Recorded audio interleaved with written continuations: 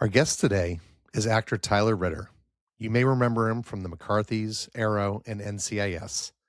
Tyler also joined us a few months back for a terrific conversation, and I'm thrilled to welcome him back. Tyler is the son of the late John Ritter, whose sudden death from an aortic dissection in 2003 inspired the family's foundation and its life-saving advocacy.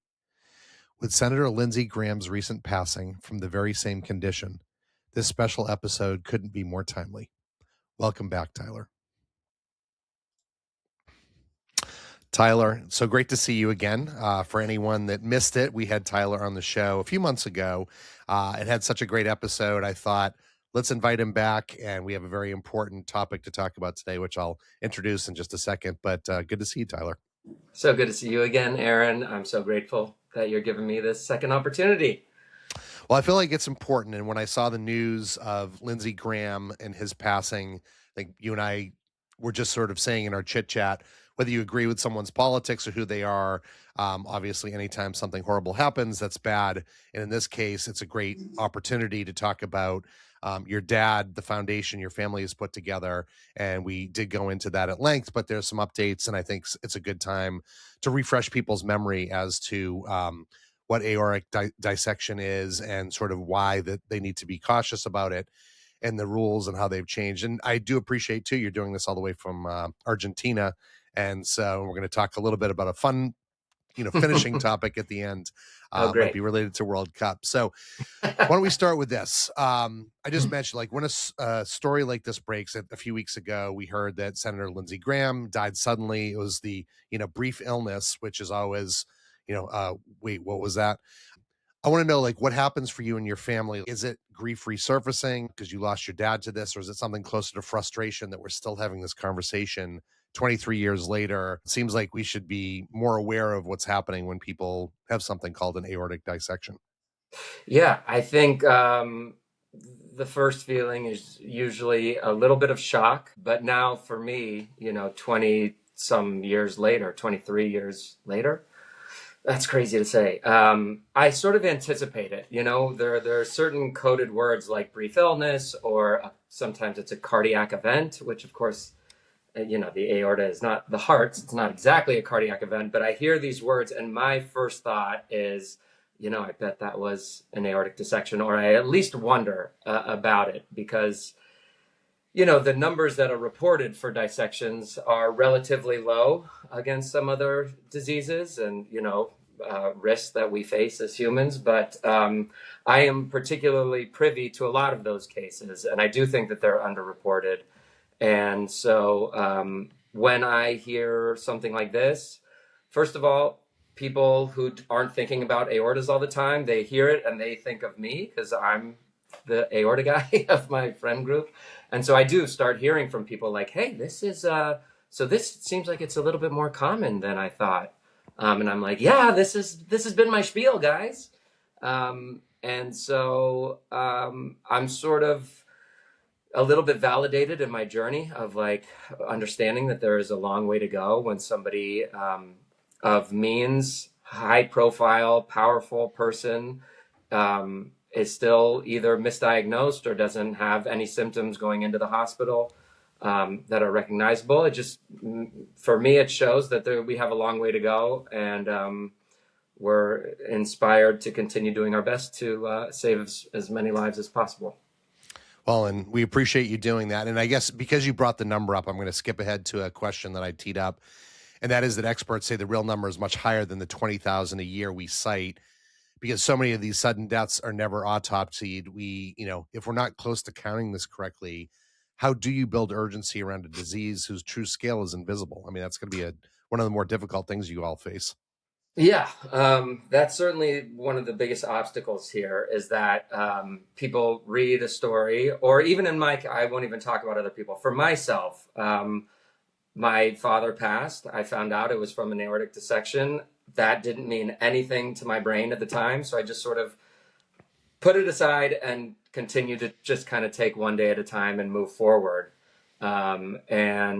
My stepmother picked up the mantle to create this foundation, and through her work and starting to see that this was happening to, thousands of other people, and some people's lives were being saved because they had heard about my dad's situation or the doctors had, I started realizing, okay, this is more urgent than I thought. I didn't even know where the aorta was when this first happened. I might have mentioned that before. And so one of the ways to build urgency, one idea actually that my cardiologist had, I met with him a couple months ago now, Dr. David Liang in Los Angeles, and he has this kind of brilliant idea that he wants to do a day of marathon testing where we go out, and I'm going to go with him, and we're going to randomly give echocardiograms to as many people as we can in a day. His theory being, there's no way the number is this low. For everything he sees and studies, the number is way higher. And if we randomly select a population of people willing to just, get an ultrasound of their aorta, if he's right, not only will we be able to potentially prevent some dissections and save some lives, but also get a number out there that, hey guys, we're all walking around. We don't know what's going on under our skin. And there might be something to do about this. So he's going to try to help jumpstart that conversation so that it's not just when people talk to me or hear a high profile story, they get an actual sense of, some of the risks that they might be facing. Well, I love that. I mean, it seems like it's a great experiment to start to create some awareness. I'm guessing you probably have some media that would be interested in sort of, following that journey and finding out more. So let me know when that happens, because I'll definitely do what I can to bring some awareness. And awesome. I appreciate that. Yeah, of course. Well, I do want to bounce back, and you've alluded to this, but your dad's dissection was missed. I think at that time, 23 years ago, people probably didn't even know what that was, beyond not knowing where your aorta was.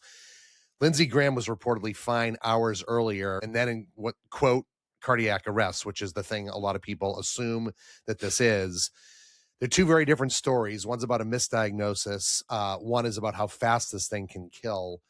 Which one do you think, excuse me, which one do you think is the harder problem to solve, and where is the foundation putting its weight? Yeah. So I think the harder problem to solve is getting people to care about a part of their body that they've potentially never thought about outside of like one biology class in high school. For me, for example, like I said, I didn't know what the aorta was, so how am I ever going to start caring about this until something happened to my immediate family? So I think educating the people is certainly, I mean, interviews like this that I do and traveling to events and our New York Marathon, those are ways that we try to educate the general public to say, hey, check out your family history, have some conversations, and see if echocardiogram is right for you. And on the other hand, we also travel. I just went back to my alma mater, UPenn Medicine, and we did a medical panel, and there were a bunch of doctors there. And so we're raising awareness in the medical community to hopefully avoid misdiagnoses, because they do happen. And I think it is challenging, but the number of doctors and surgeons, cardiologists that show up to those things, because they became doctors because they're interested in this. They know all about aortas. They 23 years ago, they did know about aortic dissections as a possibility.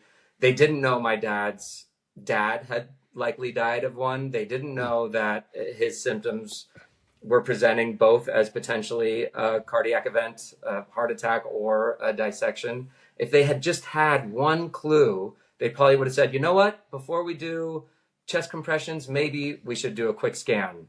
And that's the difference. That's what ultimately saved my uncle's life, who's my dad's older brother, did get the surgery, did get the scan, got the surgery, and he's still alive. And, that was 19 years ago.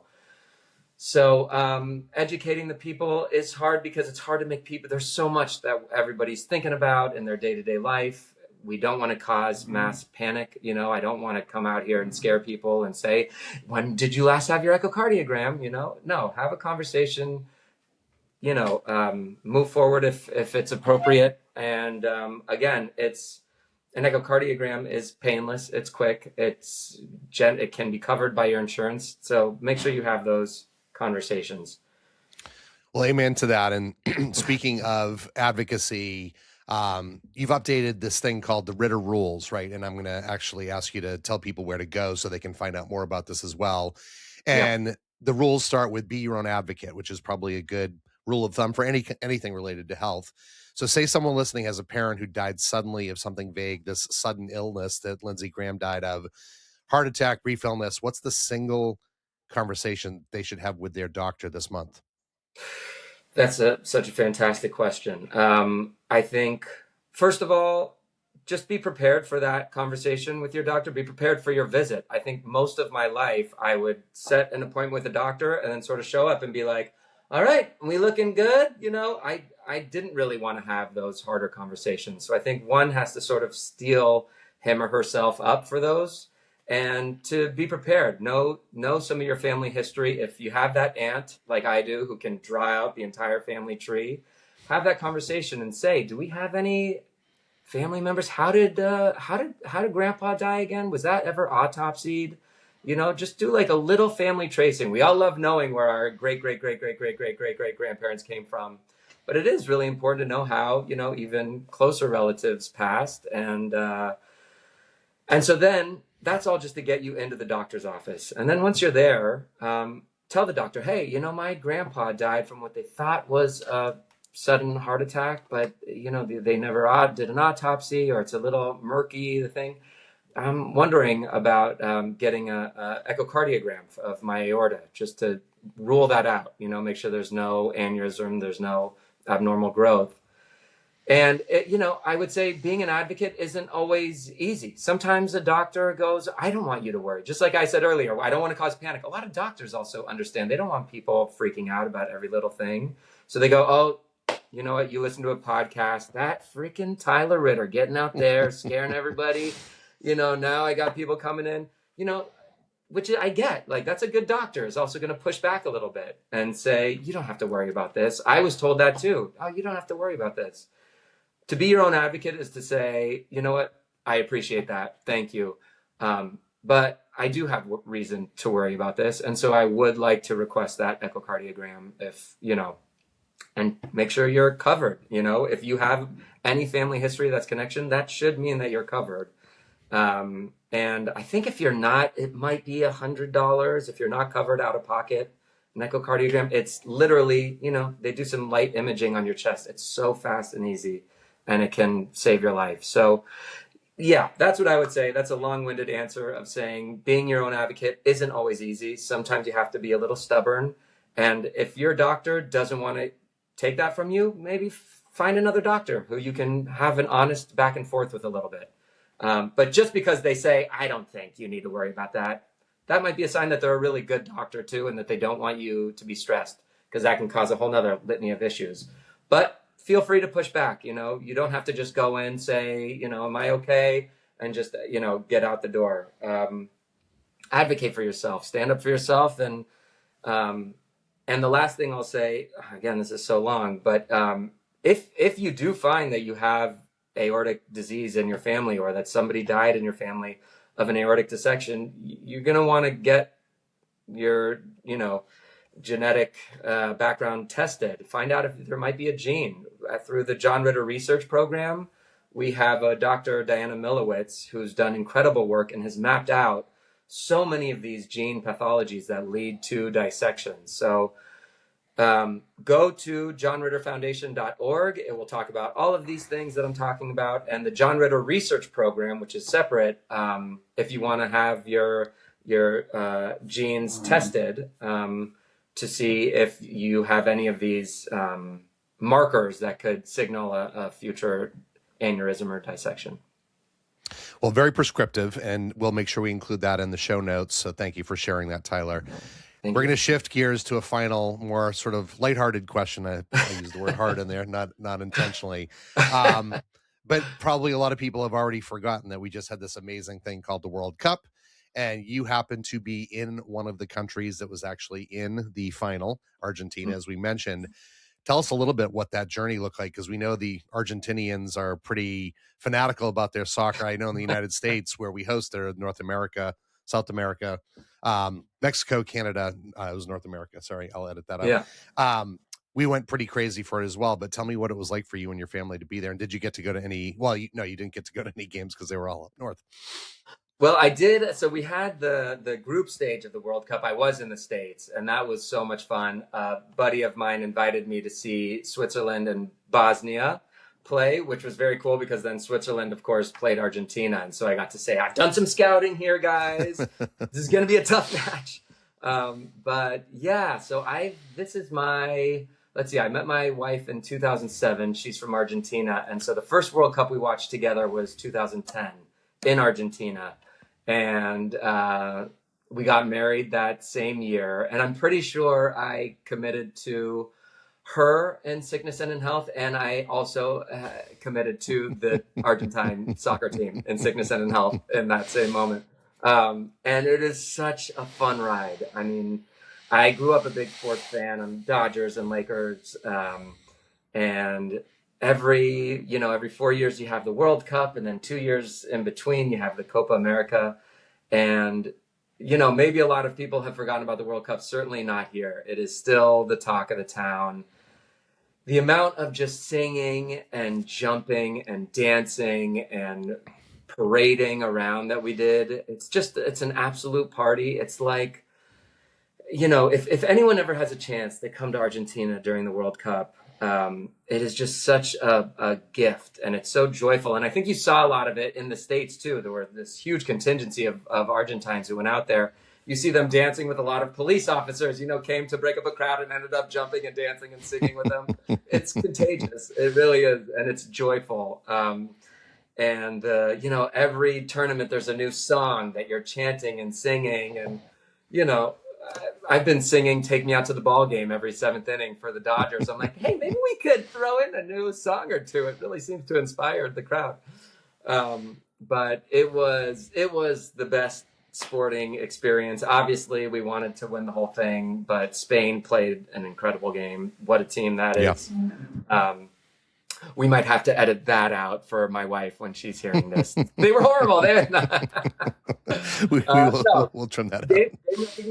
Game recognized game, but it's a beautiful country, wonderful people, and it's like the 4th of July every day. You have the flags are out, the whole country comes together, and it's just a month-long party. If you're lucky, if you make it this far. But over the last 5-6 World Cups, Argentina has just always been a part of it, with Messi as the captain. And yeah, oh man, the smile on my face. Thank you for asking that question.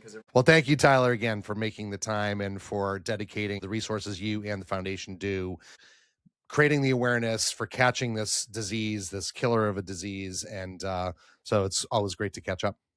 Always great to catch up. And thank you so much for this opportunity, Aaron. It's always great talking to you. And I am so excited to go to your book signing. I'm very excited for Wired for Purpose. And I think that's when we're going to meet in person. We'll be in just a couple of weeks. It will be. I'm very excited as well. So thank you. I can't wait. That's going to be great.